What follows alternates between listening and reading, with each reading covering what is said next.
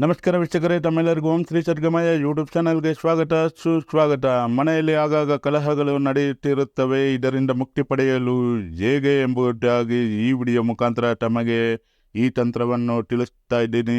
ಯಾವುದಾದ್ರೂ ಶನಿವಾರದಂದು ಒಂದು ಹಿಡಿ ಉಪ್ಪನ್ನು ತೆಗೆದುಕೊಂಡು ಶುದ್ಧವಾದ ಬಿಳಿ ವಸ್ತ್ರವನ್ನು ತೆಗೆದು ಅದರಲ್ಲಿ ಇಟ್ಟು ಗಂಟು ಕಟ್ಟಿ ಅರಿಶಿನ ಕುಂಕುಮ ಲೇಪಿಸಿ ತಮ್ಮ ಇಷ್ಟ ದೇವರ ಮುಂದೆ ಇಟ್ಟು ಪೂಜೆ ಮಾಡಿ 1 ತಿಂಗಳ ನಂತರ ಅದನ್ನು ಹರಿಯುವ ನೀರಿನಲ್ಲಿ ಬಿಡುವುದರಿಂದ ಈ ಕಲಹಗಳಿಂದ ಮುಕ್ತಿ ಪಡೆದು ಶಾಂತಿಯು ಮನೆಯಲ್ಲಿ ನೆಲೆಸುತ್ತದೆ ಅಂತ ತಿಳಿಸ್ತಾ ಈ ವಿಡಿಯೋನ ಮುಗಿಸ್ತಾ ಇದ್ದೀನಿ.